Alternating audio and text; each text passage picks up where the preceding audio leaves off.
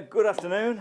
Just introduced David Mitchell from the marketing people. Thanks for coming along, David, for a little chat today. We're going to talk about mastering branding and positioning and some essential things that startups need to think about, you know, right from day one and the off. Maybe you'd just like to introduce yourself, David, and a bit about your background. How do you do, everybody? My name is David Mitchell from the Marketing People, as Neil said. Been doing this for a little while. Back in the 80s, I started in business with three partners in a communications agency. We did full service on that, literally from the marketing through to the digital, as it was then, it was coming out, which included web development back in the late 80s, early 90s. And we also had a printing company as well. So we had all of the touch points for any communications, which was really exciting in them times because there was a lot of change going on then. The web was just coming out, multimedia, 3D, we did all that kind of stuff. So involved in what was bleeding edge technology at the time. A bit like we're going through now with AI, really, I to was be going honest. to say Yeah, that. this, Like and it's full exciting circle, again. isn't it? I'm really enjoying it at the moment, the conversation at the moment. But that apart, I mean, it's not about me. Working with clients from startups, some entrepreneurs who were looking at developing other businesses, SMEs that were now established and looking at growing, which was great. Some of the things I've learned from business people over the years have been incredible, plus my own experiences, obviously. We sold that business. I learned a lot from that. I worked within that corporate environment for 2 years. Got to a massive capital business in that. I left. I don't particularly like the corporate world. I like entrepreneurs. I like people on the ground, SMEs, startups, great ideas. I love working with people like that. So I started an agency, full service, but focusing mainly on the strategic marketing to begin with, and working out a process for where we could help businesses who were looking to start, that was established and wanted to grow, looking at their exit route, if maybe that would be the thing they were looking at, or how they could evolve into a group scenario and what we were doing. And that I've been doing that now for nearly 20 years, I suppose. So here I am then. I'm your startup. I've got this brilliant idea. Yeah. Tell me how you can help me in the context of bringing that idea to life and building a whole brand around it. Around that. Okay, well, one of the first things, I mean, I could go through the process. One thing, though, is that I have done over the years is I've split up marketing into 3 stages, Right. which is quite important. And this ties in with everything to do with business consultancy, marketing consultancy, and strategy. There's pre-marketing step, the marketing step, and then the remarketing step. And they're still being used. And I came up with this 15, 16 years ago, because people get confused with what marketing is and what communications and what graphic design is. They think it's all the same thing. It's not actually, it's 3 separate disciplines, but it comes from that strategy at the beginning. So pre-marketing is where a lot of the work is done. Right. The pre-marketing step is finding out all those elements. So for instance, again, if you want to know the actual processes, I could read them off. No, that's fine. I've got my idea, where do I go? Yeah, where do you go? Right, so you've got an idea for a business. One of the first things to do is go, right, okay, where did the idea come from? What is it you're looking at doing? And how much planning have you done already? Right, so we have a quick conversation. Right, so what is it you're looking at doing? Where is it? And they start talking, I start figuring out. What's your background? Oh, I've been doing it for a number of years, working for a corporate. Oh, right, so you had a nice business card and whatever, and a nice LinkedIn profile to go with it and so on. Yeah. Well, now you're going to be naked, aren't you? Because you haven't got that background. Yeah, I haven't got that the corporate brand shit. weight, that brand has done all that marketing and advertising and positioning and all of that convincing of people that it's fine to talk to you now and they'll trust you based on all of that. Now you're going out on your own. You've got to develop that kind of trust I like quickly. the whole naked thing. That resonates with me. Yeah, it is. It's like that, isn't it? You can imagine what it's like. You take off your corporate suit and that's it. A bit like me in my onesie this morning when I was there. That's another story, by the way. Right, in seriousness. So what I normally do with clients is go, right, you're looking at starting your own business. Whatever sector, whether it's product or service, it's the same kind of process. It's strategic stuff that you're looking at. It's planning and understanding who you are, your value proposition, and what you can actually provide that fixes the pain for the customers you are going to target. And we'll come to that shortly, I assume. Yeah. So, what I normally ask them to do is join me on this side of the table. If we're talking, I'd say, come here, sit with me this side. Now, look over there. There's no one there, actually, but I say, right, there's a person there who's going to invest all their effort, time and money. They may even remortgage to get this business off the ground. Now, they're going to trust you as the managing director of that business to run that business and make it profitable and achieve the objectives that person wants to achieve. And they're going to rely on you to do that. Now that changes the whole perception of being your own boss. I've seen people be their own boss, and it's not what you think it is. Yeah. Yeah. So if you're going to do that, then so now you are going to be responsible for a business. So your mindset now is back where you were working for somebody else. Yeah. Which is always a good place The to be. business is the entity Yeah. that I work for. Absolutely. Not I can please myself what I do. Yeah, it's not that easy. So you go, right then. So what is it you want to do? What is it the offering you're going to have? Oh, I'm thinking of doing this. Okay. For what target audience? What do you mean? Well, who are your ideal customers going to be? Now, if you've had a background in sales and so on, that's going to be pretty easy for you to start looking at that. But if you haven't, and you need to do marketing, marketing is, every business owner needs to understand marketing. You haven't got to be brilliant at it, because you've got other things you need to do, but you need to understand what marketing is. Marketing is not graphics and output and social posts. It's the strategic bit before that. So first off, how do you go about it? Well, first of all, you position yourself effectively to understand what you've got to achieve. And then you go, right, before I decide who I am, what is my offering? Is there room for it in the market? Is it appropriate to be in the marketplace and in this sector? And what's my value proposition going to be in that sector? Yeah, so when you're talking about value proposition, you're talking about what's unique about you, what can you offer above and beyond any competitors that are out there today? Is that what we're talking about? Yeah, but also it could be, you could be doing something similar to someone else. You could be a me too. Someone else has already got a service or a product. For instance, professional service, marketing, or accountancy, or whatever it is, or other things. Well-being and so on is really popular at the moment, as long as you do it properly and you're qualified to do it. So again, on that, you go, right, now other people are doing this, but my proposition is slightly different. My value in what I do is slightly different. I have experience and expertise of this, which will enable you to achieve what you need to achieve by using me to do it. Yeah, okay. Yeah, in simple terms. Yeah. Obviously, there's a few more questions in there.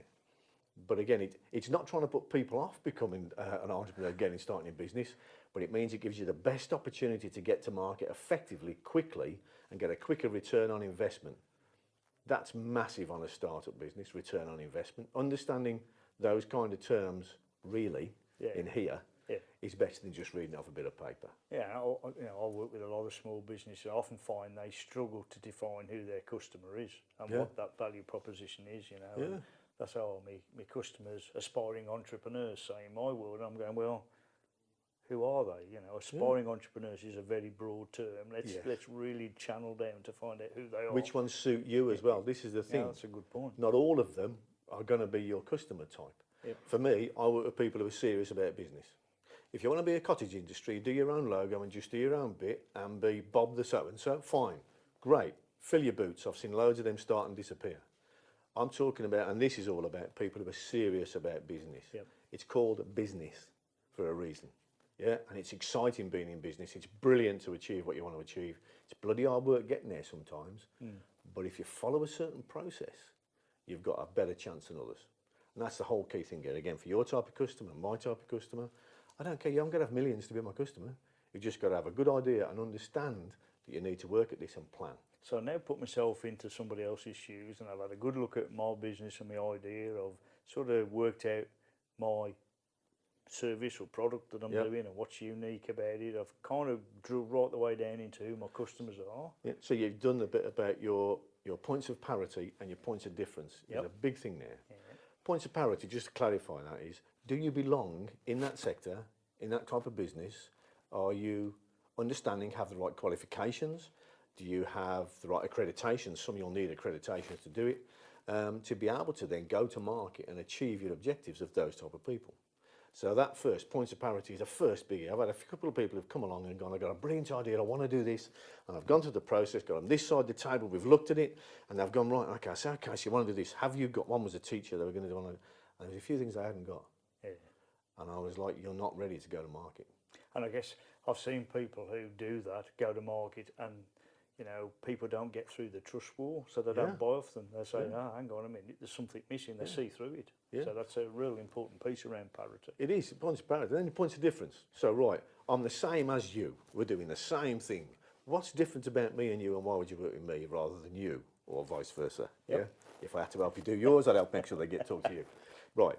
So how do we do that? So you find out your points of difference. So points of parity, we're both exactly the same. We've got the same accreditations, we've got this, that, and the other, same experience, same skills. By the way, skills are a big thing nowadays. Rather than position in a business, people are looking at what skills you've got. Just a note there, that's AI is pushing that forward as well, by the way. Yeah. So right, we've both got the same skills and experience. Why me? Why not you? That's the bit. That's the magic. That's the creative bit as well. But also it could be that you suit a particular type of person. As I've said earlier, I want to work with people who are serious about business, not just anybody. Yep. Because I know So I can that help is achieve. really you defining Boom, that customer down, isn't absolutely. And then from that, then there's other questions I'll ask to see whether we become people who work together. it? And by the way, not everyone should be a customer. Yeah, there's a big lesson in that I've learned. Yeah, Saying no to some absolutely. jobs is Yeah, a good thing. I've had a couple where I've come in and gone, well, so I've got some budget, I want to do something. What do you want? I want a brochure. Why do you want a brochure? Because I've always had a brochure. Okay, you want a brochure? That's it. Let's have a look at it. Had a conversation. All right. Actually, I'm not sure that you need a brochure based on what you've said. Perhaps you might need to look at some other things and some other areas you could invest in. Right? No. I want a brochure. Okay. Well, based on what you've said to me and what it is, I don't particularly want to spend your money on a brochure. That budget I would sooner use in other ways that I think will help you more. But if you want a brochure, then go to somebody else and let them waste your money. And I said, well, I'm the customer. I said, actually, you're not. We said at the beginning, I said to you, let's have a meeting, see how we get on, see if we can work together, see if I can help. Maybe we can certainly help. And from the conversation, I don't think we get. I don't think we can. So yeah, That's an important lesson. it is. It's a hard one to do because when you just need a customer and you're desperate for any work. At the beginning, you'll take Yeah, anything. You will, but again, now that positions your brand. We're talking about brand positioning here. So if you're that type of person, there's your brand positioning. I will do anything for money. Is that the kind of brand you want? I talk about this in lean and strategy around value-driven purpose. Yes. If your purpose is to make money, it will take you down a certain path. Yeah. And understanding what that purpose is and who your customers is super important. It So is. you're suggesting that this positioning of brand is really important from day one in a Yeah. startup? Before you even start, before you start talking to people, because you'll talk to your mates at the pub and your mum will love the logo you've done and the idea you've got and you'll go, right, I'm off. And then there's this massive gap and this dip and it can really drive some area. The competitiveness that's in the market at the moment, so everyone has got a good idea and they're going to market quickly because you can, because channels to market now are much easier to get on. And a lot quicker. God, there's so much noise and rubbish out there at the moment. And AI is not helping. No. It's creating loads of stuff which people are going, oh, that's interesting. And then straight away, they will not come back again.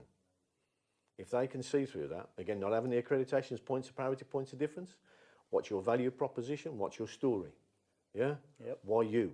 What is it? What's your unique selling point? I don't like the word selling, but sometimes you have to sell, don't you? What is your unique proposition? So that's all part of your business plan. So I took that it ties in with the stuff again on lean around that strategic piece that we do around value-driven purpose. I asked the question, why do you exist as a business today? Yeah. Right, and people struggle to answer that question because they. What is it you answer? What a is lot, it a that lot you of them provide? go to the money, They don't go to the story and the why they did it. I did a piece with a guy called Dave who's got a brand called Avail, and he saw his nan and granddad in a community home, and he didn't like the bathroom. He says they shouldn't be in this, and he started up building bathroom products out of gold, rose gold, and he's built nice ornate stuff. built a whole brand, but the story sells the product, and that's that's the emotion, back the to emotion brand behind and the it. connection. It is. So coming back to brand, but again, the people go, oh, brand's just a logo. I haven't even mentioned that till this point, really, apart from in the pub when you've drawn the little red thing and it looks great. The logo, the graphic elements, the ID, the brand ID, as you call it, comes last. Yeah. Like I said earlier, about, who are you, what are you, what's your story? Well, first of all, let's figure out what it is you want to offer, who you want to offer it to, who are those people, what's their role, in a business, because there's certain people, certain levels you need to talk to, the purchasing department, the so-and-so, the MD, the CEO, depends. You work that all out and you get those personas, you might not have heard personas, you probably would have done, about who are these people. So you've got these fictitious people, but actually they're very real in as much as that's the role they play, that's the responsibilities they have, and they're the people I need to influence to be able to talk to them. So I need to have a good story. Not a story that's a kiddie story, that's not true, a real honest story or proposition that works. So you develop your brand strategy with, right, who are our target audience, the personas, their roles and responsibilities? What is it that our service or product will cure their pain ups with? What are they struggling with things that we're not offering? That's our point of difference, why we're offering the value to them, value proposition here, not price. Yep. Because you know, you could go, and me too, and you could drop your price and you get some work. But then they could drop their price and then you drop your, where are you going? Yeah, that's right. Anyway. Your brand. So this brand positioning is about your vision, mission, value, purpose. What's the purpose? And then step back to you, this other side of the table again. This person, male, female, whatever, has invested their time and effort and said, you've now got to run this business. You've got to learn how to do all this stuff. And if you don't know it all yourself, get someone that does know to help you so you can develop it. Not someone to do it for you. Yeah. That's the wrong thing. If you're working with someone, a consultant, it's like, our objective is to share our knowledge and experience to help you develop those skills too, so we can have a meaningful conversation with you as you grow, rather than just we go away and do it and you don't know why. It's important. For me, that's really important. Absolutely. Yeah, that then we can have better conversations. There's one client I've known him for 20 years, and he's followed my process many times. The name of a business, right? So if we're talking about brand, you're going to need a name, aren't you? Yeah. What's it called? Oh, I've got a great name. Blah blah. Okay. I come across quite a few over the years that when you look at them in different languages or different areas, they mean something totally different. But also sometimes a name doesn't quite fit where you're going to be in 12 months' time, never mind 3 years' time. Yeah. So this moves to where you start and where you might want to go. So I learnt this lesson the hard way. Have you? I had a brand called Into Project Management. What does that tell you? You do project management. Yeah, and then we start doing lean and business improvement, and then we So now what do you call yourself? go true north. Right, okay. Now that's a massive switch. Now, again on that, figuring out your name in the first instance is a process to get a name rather than what you like. Have I got time for a very little quick story? Right, little quick story. Someone I've been working with for a long time, many years. They've probably had 15 odd businesses, quite well off. But it doesn't mean just because they're well off that they can waste money. The people who make a lot of money don't waste a bloody penny. So when they start another company or do something, it's exactly the same as the first one they started. It's painful, it's exciting, it's brilliant, but it's got to be right.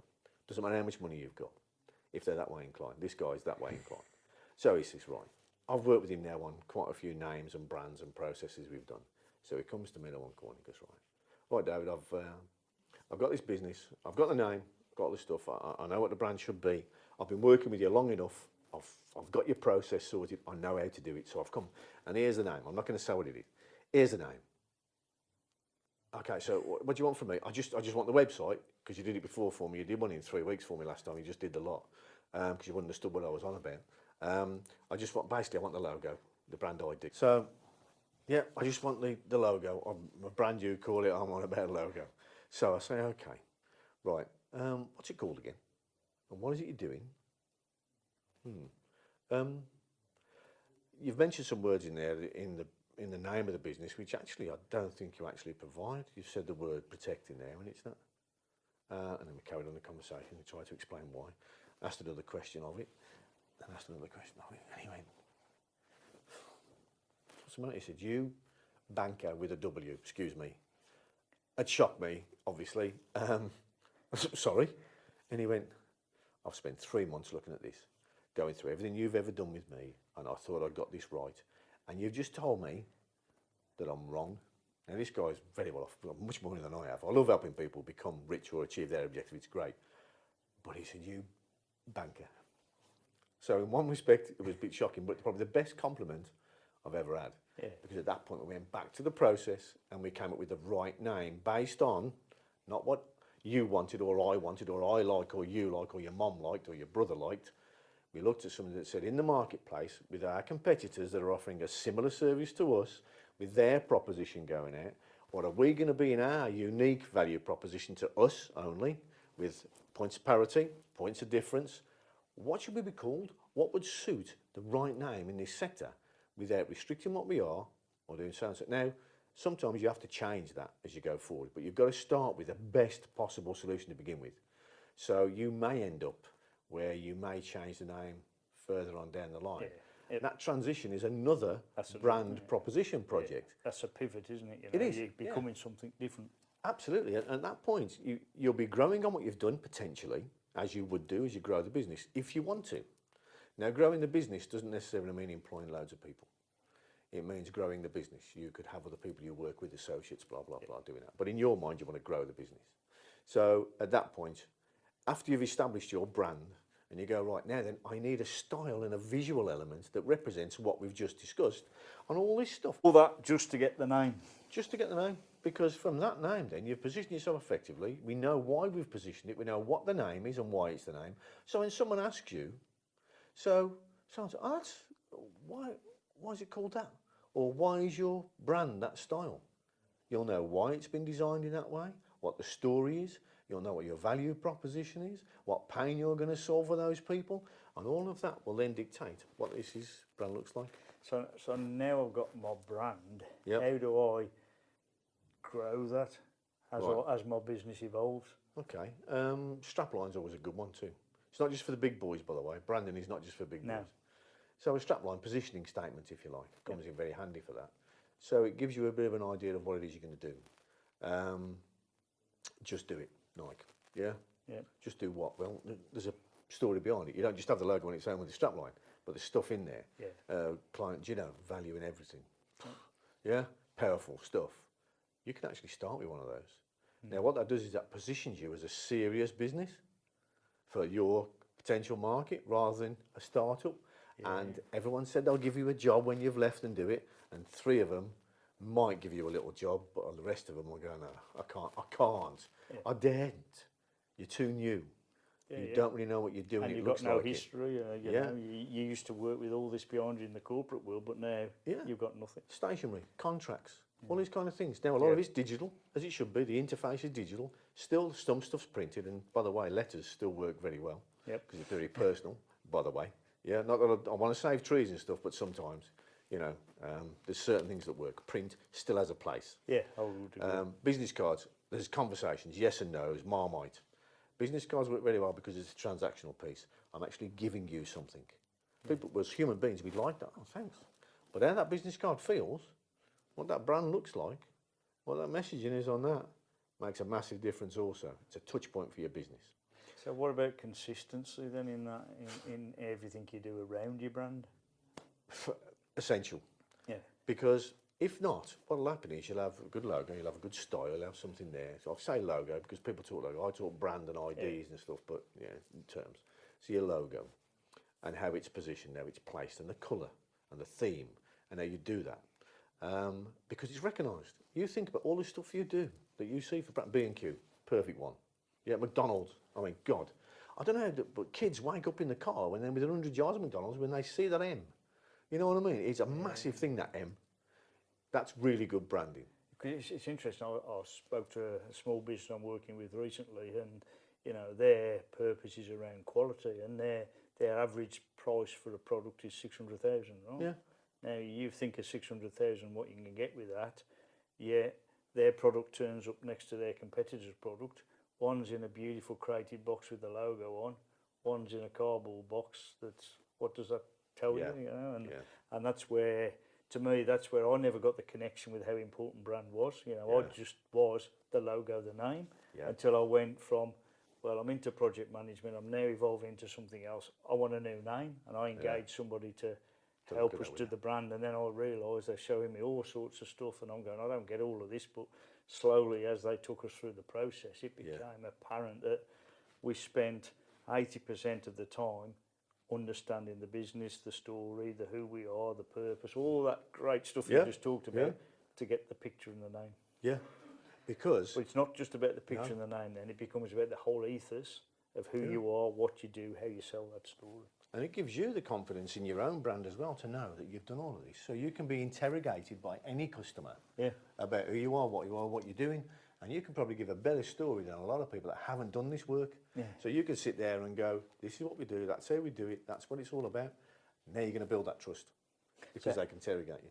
So to do this without confusing your customer, then if you decide we've got to start up and they do all the right things, they get the brand, they build the brand and they build that equity over time, and then they decide to pivot, Yeah. What are the pitfalls that could fall in there in terms of that pivot? You know, what sort of things should they be doing in terms of that pivot without losing their brand position?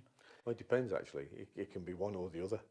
Sometimes you get to that point, and because if your proposition is changing radically or extending far beyond than the original service where you were, you might actually rebrand.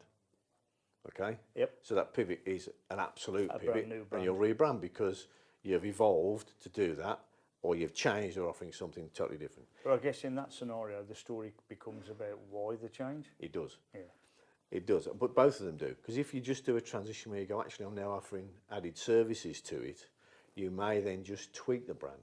Yep. You may change your positioning statements. You may change your strap line to show that development. Yeah. So you'll go back and go, right, what have we changed? Why have we changed it? What's the benefit to the client base? Have we extended our client base? Because we've noticed over the last 12 months, when we talk about this, they also talk about that, and we can offer that, and we'll grow it and do that. Yep. Which is fine, we've got the experience. So you start tweaking that.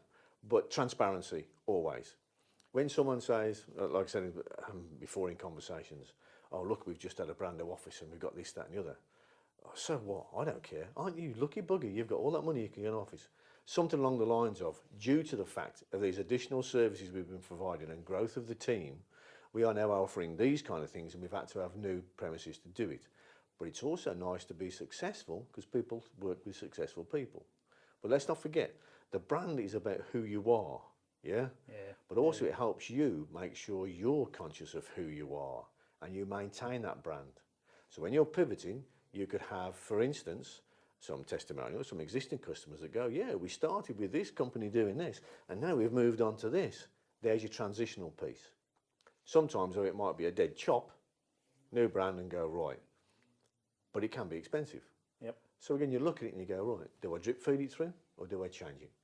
But be very careful on that when you go for it. Next have tried different things and different brands have tried different things of just a section like their new website. Next tried, it got poop, it was awful. Yep. The user interface was terrible. So that's where we got back out. British Airways spent £1 million reviewing their brand to see if they needed to change it. The answer was no. So it stayed the same. £1 million. £1 million. But it was worth £1 million because they could have gone with someone else that went, you need to change your brand. Yeah. So they did the research to figure out why. Yeah. Yeah. And at a lower level, at any level, at base level, you know. Because that brand, you think about British Airways, that brand's got so much equity in it over the time. Yeah. They've tweaked a bit. You look at Aldi's, well, Aldi's a fantastic brand. It's a brilliant story. Aldi's changed about 4 or 5 times now. If you look at there, Have they really? Okay. yeah. Just them little subtleties. Yeah, because their offering is very, very similar, but they've expanded it and they've become slightly different. And if you look at what they're doing, they're getting better quality products and they've changed it slightly. They are. They get more branded products. Absolutely, and they're winning awards for this stuff they've got. Yep. So they're becoming a real competitor in the marketplace, as we would as smaller businesses growing to be better known businesses. The difference is now, though, there's a lot of channels to market. So there's a lot more touch points you've got to manage. Yeah, because it's much easier to market. But again, it doesn't matter. There's channels to market. In the old days, there used to be a billboard and a newspaper. Yeah, Yellow Pages. They never pivoted either, by the way. They completely lost it. They missed the .com bit, and before that, they missed the bloody new media bit. They were terrible. But if anyone remembers Yellow Pages, if you don't, that's why. So, sorry, where was I? Yeah, look at that. There used to be just some simple ways of communicating. Now there are many touch points to your business, many channels to market, and some will be appropriate for your client and some won't. Some will be things you'd like to do, but actually won't do you any good. You might have to work a bit harder on other channels. So you've got to be careful now. Not everything that glistens is gold. You've got to listen nowadays, not just tell. Yep. You've got to listen. Where are your customers interacting? What publications do they read? What areas when do they engage? Do they engage on a Sunday afternoon on LinkedIn, or do they do it in the week? Depending on your sector, your product and service, listen and find out where they are. Yeah, because it's fairly Where do they meet? What publications do they read? What do things do they they give? read? What are they doing? That's where you position yourself. Now that helps with your brand positioning to start with. It helps with any transitional stuff you want to do because you can start telling them the story, and you can use some of the techniques. We could talk about this for days. So let's bring it up to a startup then. What's the one bit of gold dust you would say to a startup when they were starting to work out who they are and what they want to do in terms of brand? What's the one piece of advice you'd give them? Competitor research. Yeah. Yeah, absolutely. Look what's going on in the market. Check out competitors. And you know you've got a good idea anyway. You know you want to do it and you're passionate about it. That's one of the keys. But look at it as a business, not as a personal project. Competitors. So I Look. think that's the biggest insight for me. It's being able to get yourself off the chair, come round the other side of the Yeah. table, and take a look at that entity that you're creating, and really question that, Yeah. and the way that you're configuring that, and step yourself out of that, Yes. because you're not that. It's not your own business that you can do what you want No. with. It's an entity that you're creating Yeah. that has to have its own thing.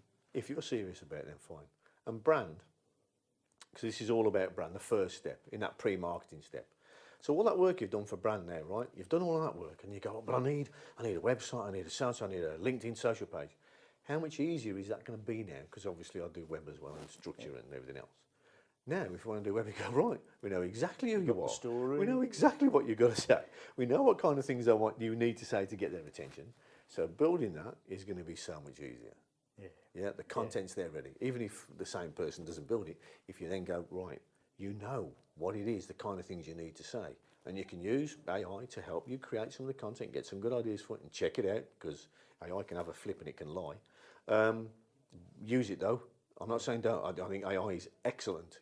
It's a brilliant tool. It's been going along for a long time, but it's now become very prominent. And change is great because it'll make you think slightly differently.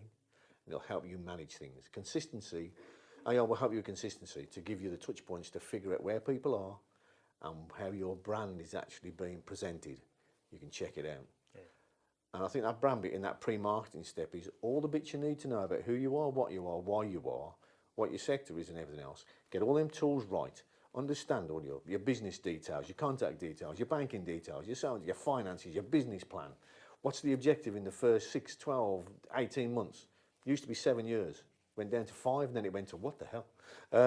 Now have that plan. And then from there you go, right, if that's the plan, if that's what I'm going to achieve, how am I going to do it? I'm going to do it by this sales, this marketing, that so-and-so, from this strategy. Now you can go to produce the bits, your website, your social pages, so-and-so. Don't build them And I guess until you've done that. like most startups will see the piece that's up front of, well, they won't see that as investment, they'll see that as cost. And yet really that is the investment to spring you forward, because it is the whole tale of who you are. It's the story and it's the brand to take you forward. So then at that point, when you've got all that and you know who you are and what you are, when you talk to then a business consultant as opposed to just a marketing consultant, because they're both linked in the boardroom, when you talk to a business consultant, the business consultant's going to ask you what kind of things would a business consultant ask you about your business? What would you ask them? Oh, I'd ask them, first of all, what's the purpose? What does Yeah. exist today? What's the value add that they bring? Who are their customers and what value do they bring to the customer? It's all of that piece about who they are. So if you've already done that, like I've just said from that marketing strategy and what it is, It's all there. now you imagine how much better it's going to much be, the easier. output is going to be, why people succeed and why people don't. Why do we love brands? Sometimes you don't realise. When you look at other brands that are re-emerging, Barber for one of them, look at that, wow, big piece of work on that one. Now I'm mentioning big brands here, but also local brands, local businesses, local traders, that you recognise their brand and you get referrals for that brand and they do a good job and so on.